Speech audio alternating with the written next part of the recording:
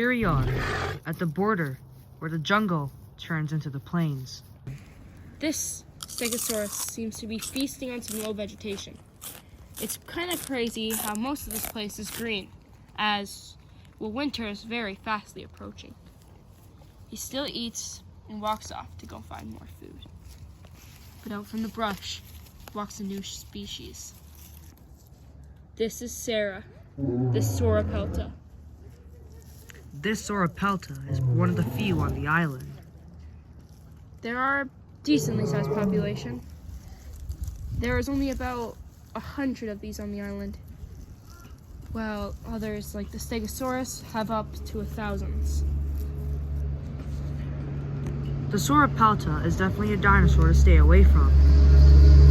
With those very ginormous spikes on its body, you definitely do not want to pick a fight with this. But there are dinosaurs that would want to pick with this dinosaur, like a Tarbosaurus. This Tarbo appeared up back a couple episodes ago. This Tarbo, after the drought, has been constantly roaming the island in search of food. Tarbosaurus is like a T-Rex, way smaller. The Tarbo slowly gets closer to the Sorapelta. But until the Sorapelta stabs the Tarbo. The Tarbo regains. It had a very bad hit. It also goes into the jungle.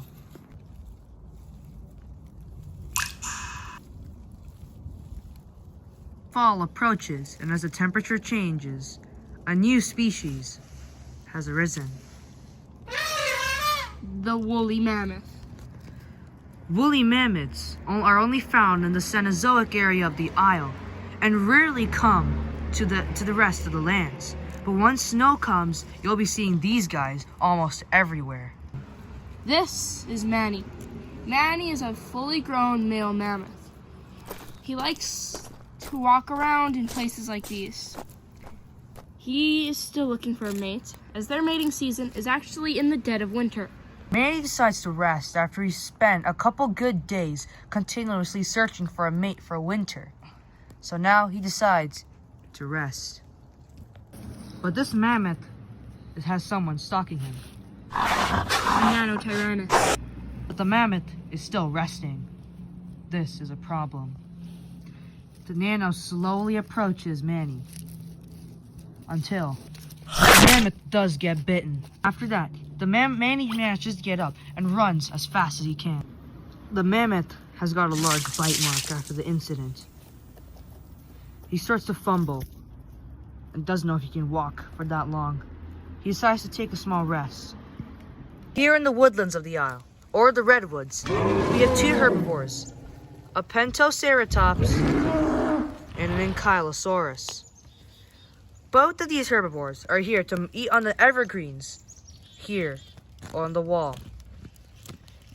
But on the side watching them is a threat. A female Albertosaurus, usually grown, and she is very interested in the prey. As one, she would have hunted them back when she existed on the mainland. Now, she lives in this island. She seems to be stalking them. What she doesn't know is she's facing some of the deadliest herbivores. But both of the herbivores don't know yet. They're too preoccupied with the evergreens. The Albertosaurus slowly walks up. She knows that she would attack the Ankylosaurus's bony armor, she would guaranteed die.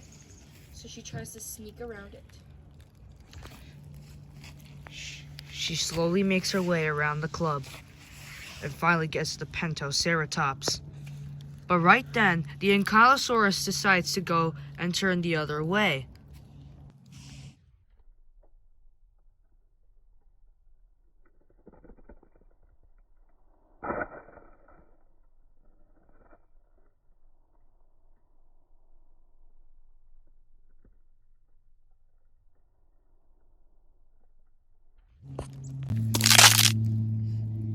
Unknowingly, the Ankylosaurus knocks down the fully grown Albertosaurus.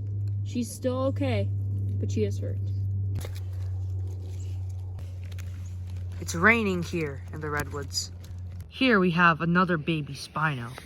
This Spino has wandered off way too far from its mother, and now it's lost here in the Redwoods. This is not the big ones and Croco's young, but it is a Spinosaurus, and it doesn't know a big predator is nearby.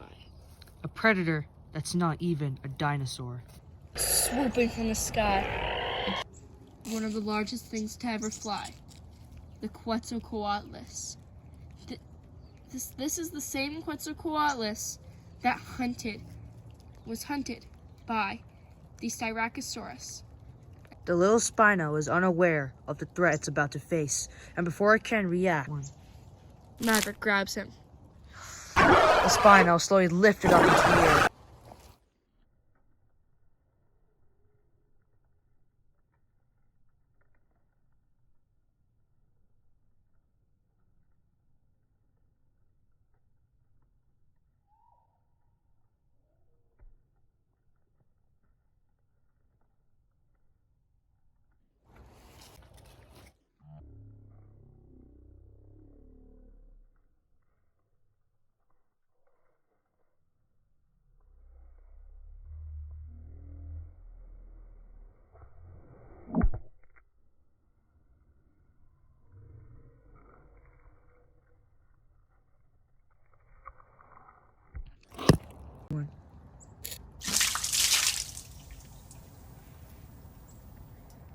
The Spinosaurus lays on the bloody rock, perfect for the Quetzalcoatlus, or Maverick. Maverick has figured out a new tactic. By lifting its prey into the air and dropping it, he can just eat it straight off. But here comes the king of the Redwoods, Bull, the Tyrannosaurus Rex. Bull was kicked out of his territory by Infrared, The Giganotosaurus. He's been since then roaming the Redwoods and marking his territory around. And so far, he has successfully garnered almost 2 miles of territory